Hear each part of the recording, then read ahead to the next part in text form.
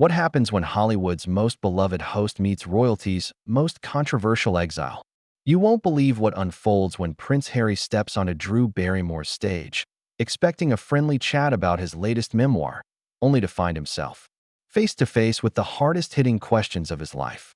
The cameras captured every explosive moment as what started as a seemingly innocent conversation spiraled into one of the most shocking confrontations in daytime television history. Before we get into this incredible story, make sure you hit that subscribe button and drop a comment below because you're not going to believe what unfolds. The atmosphere in Studio 6B was electric as Drew Barrymore's production team put the finishing touches on what was supposed to be a lighthearted promotional appearance. Prince Harry had arrived 30 minutes early, his security detail flanking him as he made his way through the backstage corridors. The Duke of Sussex appeared relaxed, even jovial, sharing jokes with the makeup artist and complimenting the craft services spread. Little did anyone know that within the hour, this very same studio would become the epicenter of a media firestorm that would dominate headlines for weeks to come. Drew herself seemed unusually focused that morning, her normally bubbly demeanor replaced by an intensity that longtime crew members hadn't seen since her early days transitioning from child star to serious actress. She spent extra time in her dressing room, reviewing her notes and making last-minute adjustments to her question cards. Sources close to the show later revealed that Drew had been deeply affected by recent revelations about the royal family's handling of various scandals, and she was determined to address them head-on. Regardless of the consequences, the show's theme music began to play and the studio audience settled into their seats. Drew emerged with her trademark smile, but those who knew her well could detect something different in her eyes. The energy was charged, almost predatory, as she delivered her opening monologue with more edge than usual. She teased the upcoming segment with Prince Harry, but her words carried an undertone that suggested this wouldn't be the typical softball interview her daytime audience had come to expect. Prince Harry took the stage to thunderous applause, his charm immediately evident as he waved to the crowd and embraced Drew with what appeared to be genuine warmth. He looked comfortable, confident even, settling into the guest chair with the ease of someone who had navigated countless media appearances.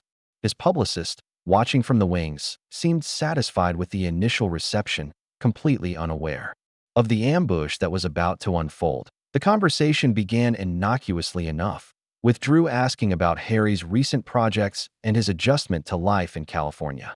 The prince responded with practiced ease, delivering well-rehearsed anecdotes about his family and his charitable work. The audience laughed at his jokes, and for the first 10 minutes, it seemed like any other celebrity interview.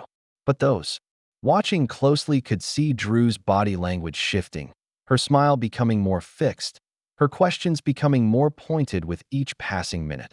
The first crack in the facade appeared when Drew brought up Harry's upcoming documentary series about mental health awareness. What should have been a safe topic suddenly became a minefield as she pressed him about his own family's approach to mental health issues. "It's interesting, Harry," she said, her voice taking on a sharper edge, "that you're advocating for mental health awareness while simultaneously putting your own family through very public emotional trauma. How do you reconcile that contradiction?" The question hung in the air like a live grenade, and for the first time since taking the stage, Prince Harry's composure wavered. His smile faltered for just a moment before he attempted to deflect with a diplomatic response about the importance of speaking one's truth. But Drew wasn't having it.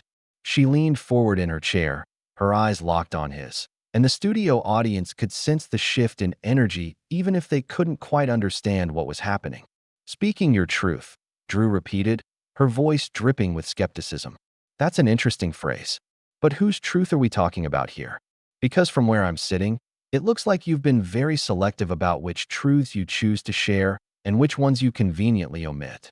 The audience was beginning to murmur, sensing the tension but not yet understanding the full scope of what was unfolding before their eyes. Harry's jaw tightened almost imperceptibly, and his media training kicked in as he attempted to steer the conversation back to safer ground. "Drew, I think there might be some misunderstanding about my intentions," he began. But she cut him off with a gesture that was both dismissive and aggressive. "Oh, I understand perfectly," she said, her voice rising just enough to command attention. I understand that you've built an entire brand around being the victim while systematically destroying the reputation of people who can't defend themselves. I understand that you've made millions of dollars by exploiting your family's pain while claiming to be protecting them. The studio had gone completely silent now, with even the crew members stopping their work to watch the unprecedented confrontation unfold. Prince Harry's face had gone pale, and his hands were clenched in his lap as he struggled to maintain his composure. "I think you're being unfair," he said, his voice tight with barely controlled anger. "Everything I've done has been to protect my family and to ensure that the truth comes out about the toxic environment we were forced to endure." But even as he spoke, it was clear that Drew's assault had rattled him in a way that few interviewers had managed to do. The host wasn't finished. She pulled out a stack of papers from beside her chair, documents that would later be revealed as transcripts and leaked communications that painted a very different picture of Harry's motivations than the one he had been selling to the public. "Protection," she said, waving the papers in the air. "Is that what you call it when you secretly record private conversations with your family members? When you leak sensitive information to tabloids while publicly condemning the very same media outlets?" The bombshell accusations hit like lightning, and Harry's carefully constructed public image began to crumble in real time. The prince's publicist was frantically gesturing from the wings, trying to signal for a commercial break, but Drew was in full attack mode now, and she had no intention of letting her prey escape. The audience was on the edge of their seats, many of them pulling out their phones to capture what was clearly becoming a historic moment in television history. Harry himself seemed frozen, caught between his instinct to flee and his royal training that demanded he maintain dignity even under the most intense pressure. What happened next would be replayed millions of times across social media platforms. But nothing could capture the raw intensity of being in that studio as Drew Barrymore systematically dismantled one of the most famous men in the world. The carefully orchestrated promotional appearance had become a public execution, and everyone in the room knew they were witnessing something that would change everything. The silence stretched for what felt like an eternity before Harry finally found his voice, but when he spoke, the friendly, diplomatic tone was completely gone. "You don't know what you're talking about," he said, his voice low and dangerous. "You're making accusations based on tabloid gossip and fabricated documents. I came here in good faith, expecting a respectful conversation, not this ambush." His eyes were blazing now, and the mask of royal composure had completely slipped away, revealing the raw anger beneath. Drew laughed, a cold, calculated sound that sent chills through the studio audience. "Good faith? That's rich coming from someone who's made a career out of betraying the people who trusted him most. And these aren't tabloid fabrications, Harry. These are internal communications from your own legal team, leaked by someone who was tired of watching you destroy innocent people's lives." She held up one of the documents, waving it like a weapon. "This is an email from your attorney discussing how to maximize media impact while minimizing legal liability. Does that sound like someone acting in good faith to you?" The accusation hit like a physical blow, and Harry's face went through a rapid succession of emotions: shock, rage, and something that looked dangerously close to panic. His hands were shaking now, and beads of sweat had appeared on his forehead despite the studio's air conditioning. "Those are privileged communications," he stammered, his voice cracking slightly. "If what you're saying is true, then someone has committed a serious crime by leaking them." "Oh, so now you're concerned about crimes." Drew shot back, her voice dripping with contempt. "That's interesting, considering the recording devices you've been carrying into private family meetings. Considering the strategic leaks you've been orchestrating while playing the victim card. You want to talk about crimes?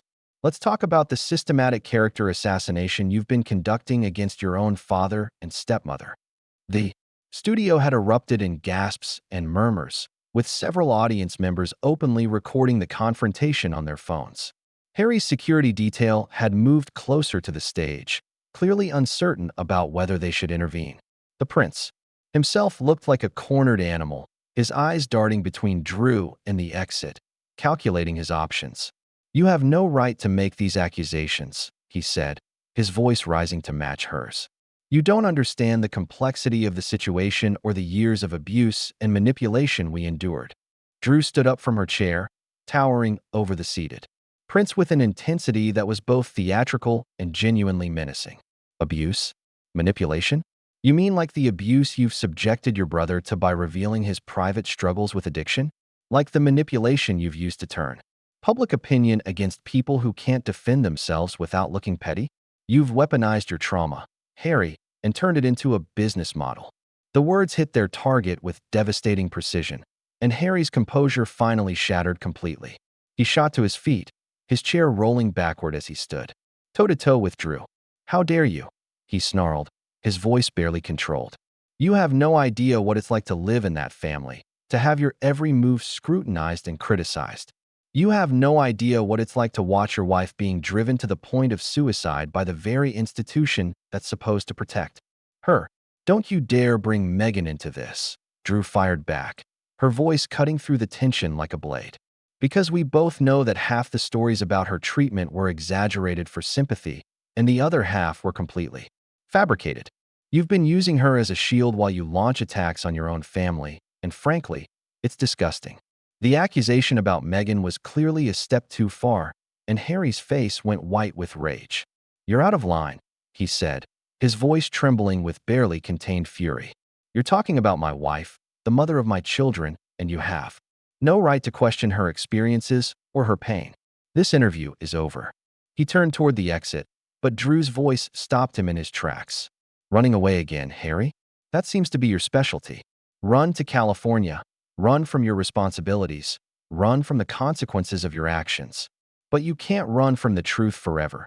And the truth is that you've become everything you claim to hate about the institution you were born into."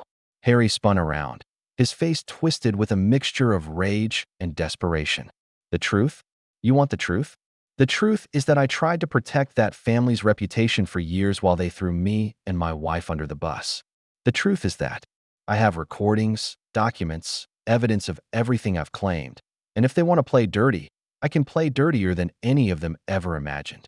The threat hung in the air like a toxic cloud, and even Drew seemed momentarily taken aback by the venom in his voice. The studio audience was completely silent now, sensing that they were witnessing something that had crossed the line from entertainment into something much darker and more dangerous. Harry's publicist was frantically trying to get his attention, but he was beyond caring about damage control now. Drew recovered quickly, her journalist instincts kicking in as she sensed blood in the water. "So you're admitting it? You're admitting that you've been secretly recording your family members and using those recordings as leverage? That you've been building a case against them while pretending to seek reconciliation?" The question was a masterpiece of manipulation, designed to force Harry into either admitting his deception or backing down from his threat. But Harry was too angry and too rattled to see the trap she had set. "I'm admitting that I've been protecting myself and my family from people who would destroy us to protect their own interests," he said, his voice growing louder with each word. "I'm admitting that I've learned how to play their game better than they do." "Their game?" Drew pressed, sensing victory. "Or your game? Because from where I'm sitting, it looks like you've been playing a very different game from the beginning. A game where you position yourself as the victim while systematically destroying everyone who gets in your way." The final accusation was the breaking point, and Harry's last shred of self-control evaporated completely. His face was flushed with rage, his hands clenched into fists at his sides as he struggled to find words adequate to express his fury. The transformation was complete. The charming, sympathetic figure who had walked onto the stage was gone, replaced by someone who looked capable of genuine violence. What came next would be seared into the memory of everyone who witnessed it, setting up the explosive finale that would leave the entertainment world reeling. Harry's voice, when he finally spoke, was barely above a whisper, but it carried more menace than any shout could have managed. "You think you know everything, don't you? You think you can sit there in your perfect little studio and judge me for choices you've never had to make. But you have no idea what it's like to have your entire life dissected by people who hate you simply because of who you were born to." Drew didn't flinch. If anything, she seemed energized by his barely contained rage. "Oh, spare me the victim routine, Harry. You weren't born into poverty or abuse. You were born into unimaginable privilege, and instead of using that privilege responsibly, you've weaponized it against the very people who gave it to you. You've turned yourself into a professional victim while destroying lives in the process. Destroying lives. Harry's voice cracked with incredulous fury. I'm not the one who covered up scandals for decades.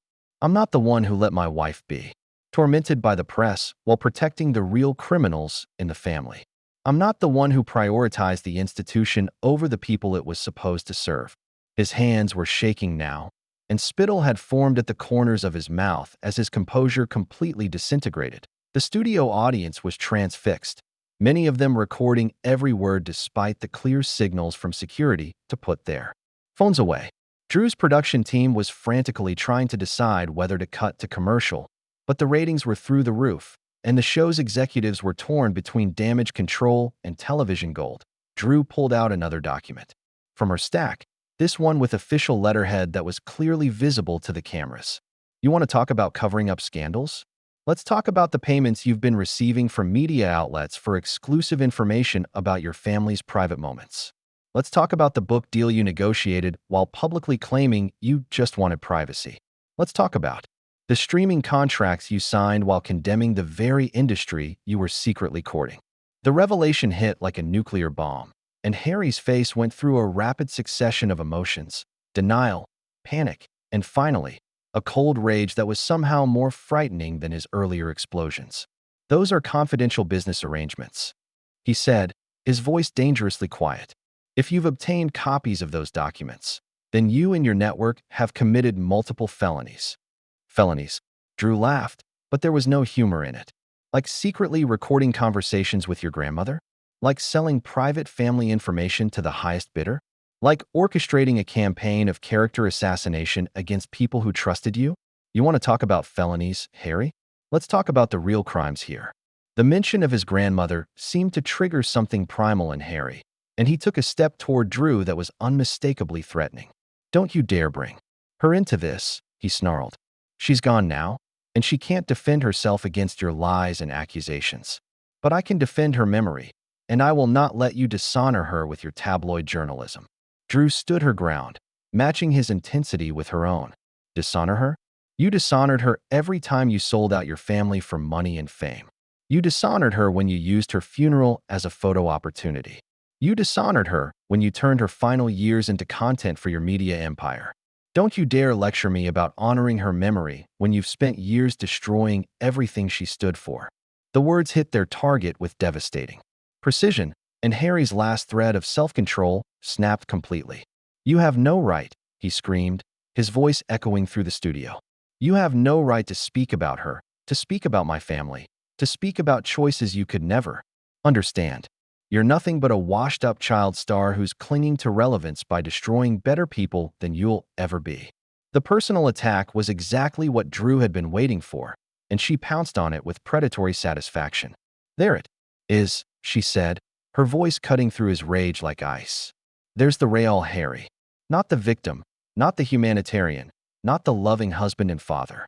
Just another entitled royal who thinks he's better than everyone else and can't handle being held accountable for his actions. Harry's face was purple with rage now, and he was breathing heavily as he struggled to regain some semblance of control. You want to see the real me? He said, his voice shaking with fury. Fine.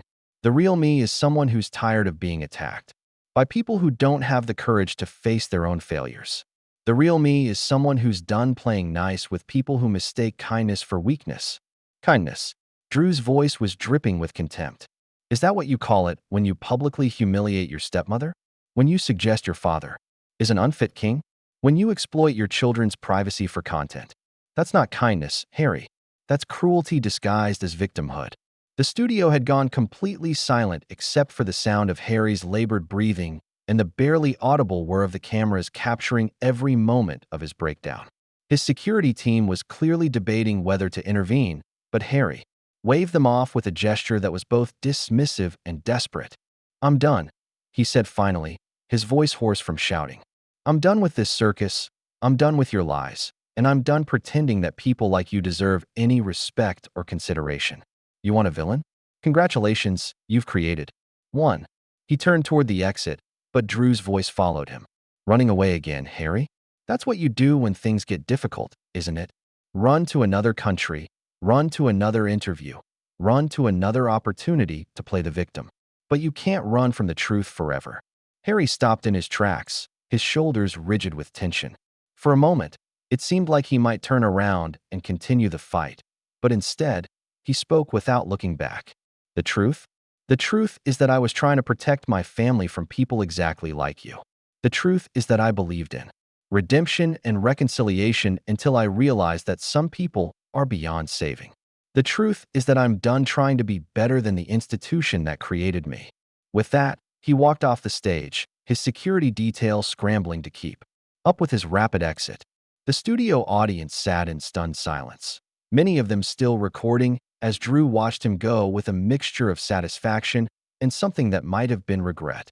"Well," Drew said to the cameras, her voice suddenly calm and composed, "I think that tells us everything we need to know about the real Prince Harry. Sometimes the mask slips, and we get to see who someone really is underneath all the carefully crafted public relations and victim narratives." She turned to the audience, her professional demeanor fully restored. "We'll be right back after these messages, and when we return, we'll have child psychologist Dr. Sarah Chun here to discuss the impact of public family conflicts on children. You won't want to miss it." As the show cut to commercial, the studio erupted in chaos. Audience members were talking excitedly among themselves. Crew members were frantically making phone calls, and Drew's production team was already planning how to handle the inevitable media firestorm that would follow. The confrontation was over, but its impact would be felt for years to come. The interview that was supposed to rehabilitate Prince Harry's image had instead exposed him as the very thing he claimed to despise, and everyone in that studio knew they had witnessed television history in the making.